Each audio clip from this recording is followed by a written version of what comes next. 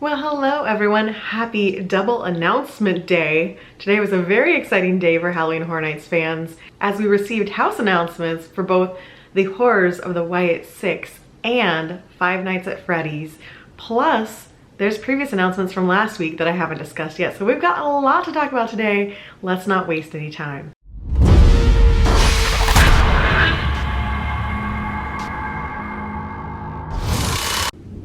So as you can hear, I've got some ambient thunder happening in the background. It's a nice Florida stormy afternoon, and I figure what better time to talk about Halloween Horror Nights news than in the middle of a thunderstorm. So I hope you'll enjoy the nice atmosphere that is being piped in from Florida.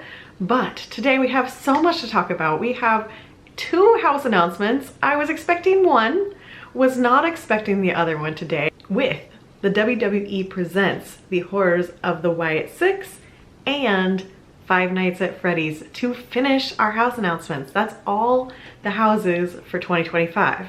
Plus, last week we got the two show announcements, and the week before when I had to skedaddle out of here to go on my cabin trip, we also received two street experiences that I have not talked about yet.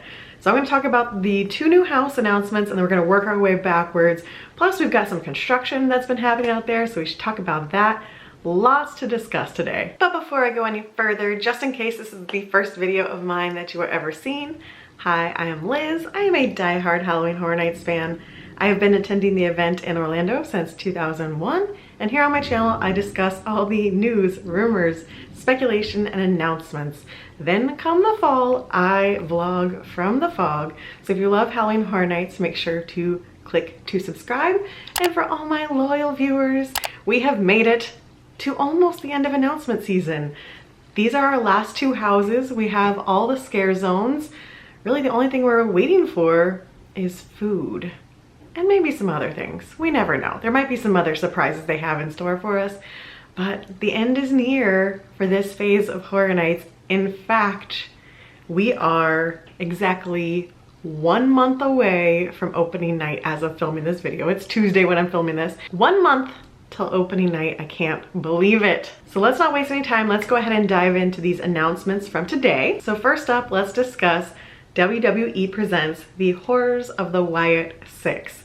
And I'm gonna go ahead and read from the press release and then we can discuss. Horror fans brave enough to travel through the light of the lantern will find themselves transported into the maniacal minds of the Wyatt Sicks, where each member reigns supreme with their own horrific domains. There, Uncle Howdy, together with Ramblin' Rabbit, Mercy the Buzzard, Abby the Witch, and Huskus the Pig, will be waiting to take bloody retribution on a world that has abandoned them. Along the way, guests will be stalked by the eerie presence of the Fiend, Bray's sadistic alter ego, who looms within the shadows and beckons them to let him in.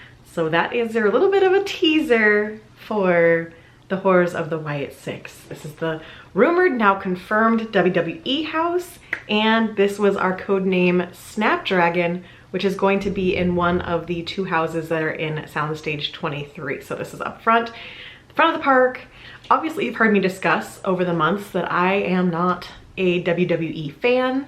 I've just not ever gotten into it. I've not been exposed to it. So this is a very foreign land for me as far as content. However, on said cabin trip, one of my friends who was there is into WWE, and he had us watch a video on the Wyatt Sicks.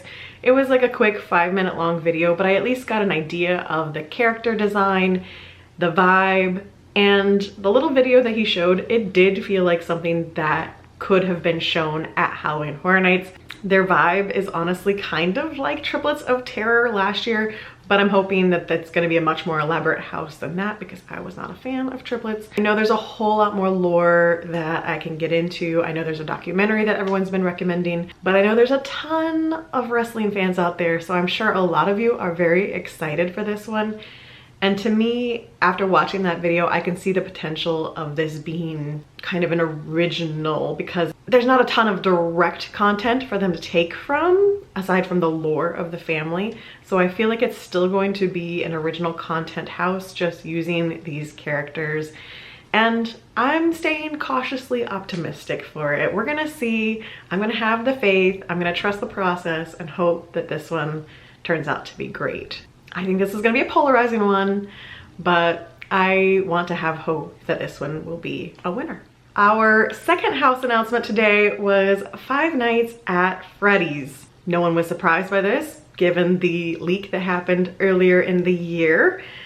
However, kind of surprised they announced it on the same day as WWE. To wait this long to announce it and then do it on the same day as another IP, that one was shocking for me. But the description says, guests will follow in the footsteps of Mike, who was recently fired and desperate for work so that he can keep custody of his little sister after he agrees to accept a position as a night security guard in an abandoned themed entertainment center, Freddy Fazbear's Pizzeria. The terror will start as guests navigate the corridors and learn that nothing at Freddy's is what it seems when they encounter the supernatural and become lured into the black heart of an unspeakable nightmare.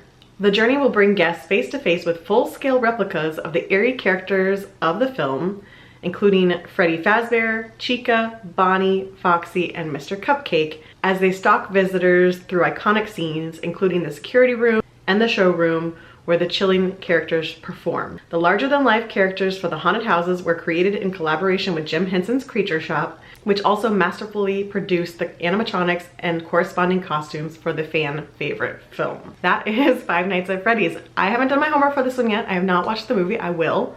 It's been on my list. I just haven't gotten around to it. This is codenamed Violet, which is our other Soundstage 23 house. So both of these are in the same soundstage, sharing a soundstage together. Two very large IPs to be announced on the same day.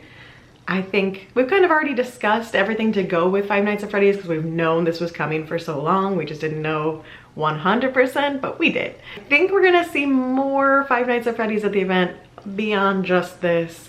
I know a lot of us have said they should do an overlay at Louie's Pizzeria, and hopefully that's going to be the case, but we will see with time. I'm very curious to know what your thoughts are for these two houses.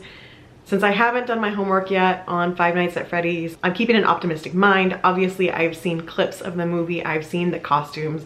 I think it has potential to be scary, and I love the kind of retro Chuck E. Cheese style vibe that this pizzeria has. So I think there's all the potential. I just don't know if execution-wise it will work as a haunted house. So let me know your thoughts on those two. And since we're at the end, what do you think of the overall event of all of these houses that were announced? I will still be doing a hype list video when we get closer to the event, so I'm not sharing too much of my thoughts yet, but I feel like it's going to be a strong year. So now let's go ahead and rewind back to the two street experiences and the two shows that we got during the last week or so. So we'll go with the street experiences first, because these were announced on the Friday when I was already gone on my vacation. So we have Mel's Dying Zombies. These were rumored and confirmed. And we have Club Horror, which is the party zone that's going to be in San Fran. So for this, we didn't get too much information. We just got some images to go with the titles. And we got a little snippet that says, brave all new street experiences that take the horror to new heights, featuring zombie car hops, undead DJs, and more. Details coming soon. We know there was an audition for people to be on roller skates, so we are expecting those car hops to be skating around in Mel's, probably in that front area where they do the Marilyn Monroe show or whatever other like little car hop shows they do during the day. And then over in San Fran, we've got a DJ. Whether or not there's going to be scare actors or go-go dancers or what other entertainment over there, we don't know yet. It does not seem like it will be a scare zone because they're calling it a street experience. And maybe that's for the best, just because that area is so hard to navigate through when it is a scare zone. It's just gotten so crowded with people that it is a bottleneck there. I don't know if having a DJ stand there is just going to make people stop or keep them walking through, but it'll be a nice experiment to see if that works. And even though we're losing a scare zone, I feel okay about it because through park construction updates, we know that the front zone, the entrance zone, is not going to be a tiny little thing this year. It is stretching back through almost all the way to Music Plaza, which means we have a legit zone there. So I would argue that last year we also only had 4 zones, because I wouldn't count that front zone as a full zone. This year we have 4 full zones and a party zone and the entertainment and mills. So I think this is actually an upgrade, and I'm excited to see the streets filled out again. And this might be a preview of opening night for you. If Florida stays true, it's just in honor of what will be happening a month from now in Orlando. Throughout the park, we have seen construction. The pumpkins are up in the trees in Central Park. Hallelujah. It's been a while. Excited to see the pumpkins back. We've got full-on alleyway props over by animal actors to go with what we assume is going to be the witch's hut. That's very exciting. The stained glass in that is absolutely beautiful. We've got stages. We've got stages going up in Hollywood for the masquerade. And I don't think I've seen much in New York yet, but that's probably gonna be the last one to go out, just because those tend to get wheeled out at the end of the day rather than being out for all to see. So very exciting seeing construction around the park, seeing the scare zones come together. We are in the final moments of preparation. So that brings us to our 2 shows that were announced last week. We have Nightmare Fuel Circus of Decay. No big shock that Nightmare Fuel is back, but the bigger announcement for me is the Lagoon show is in fact back. We have a Lagoon show. It is called Hauntophonic, A Ghoulish Journey. So kind of a ghoulish sequel, but its own thing in its own right. So for Nightmare Fuel Circus of Decay, it says, this once vibrant circus has festered into an unending nightmare. It's a sinister spectacle of pyro, airless, and illusions. If you watch my videos, then you know I have never seen Nightmare Fuel. And I don't intend to this year either. I mean, I'm on a streak now. Should I break the streak? I don't know. I know some of you out there love this show. For me, it is not anything to do with the show and everything to do with that theater. It gives me quite a bit of anxiety to pile in with all the other masses of sweaty bodies. You have to get there so early to see the show, and so it's such a chunk of time that you have to devote in order to do this, and then you're shoved in there like sardines with all the other sweaty people, and as an experience, I just can't make myself do it. And then they're shooting off pyro and making it even hotter. I keep saying that maybe one year on a cold night I'll go do it. But then when I'm there on the cold night, I just don't want to spend an hour and a half going to see a show. I want to spend my time in scare zones or going to see houses, so it just never happens.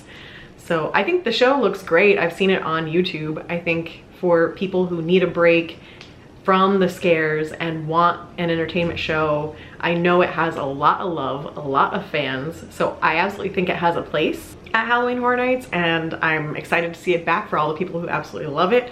But for me, I could tough out that stadium for Bill and Ted's. I cannot tough it out for something that I can watch on YouTube. So it's not for me, but I am excited for all of you who are thrilled to have it back.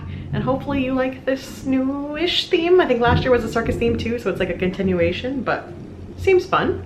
However, for me, I will be over at the Lagoon show, because at least at the Lagoon show, you're standing in a crowd. I can move if people get too close to me. I can kind of come and see part of the show and leave if I want to. But this show, Hauntophonic, A Ghoulish Journey, is a ghost story is rising from the watery grave to haunt the Universal Studios Lagoon, featuring towering water screens and eerie music. So much like the previous shows we have seen, it's a Lagoon show. I mean, there's if you've seen one, you've seen them all. However, it's so cool how they use the projections to kind of map out on the buildings that are in the background. These were a highlight at the previous years of Halloween Horror Nights. The only reason why it hasn't been there in the past couple years is because the fountains were damaged during a hurricane 2 years ago, right? In 2022, they were damaged in a hurricane, and they had to take the time to redo the fountains for the daytime, the normal park show. And since they were designing a new park show for the daytime, they did not have time last year to do both. So now the daytime show has been created. That's good to go. This year they had the time to put together a show for Halloween Horror Nights.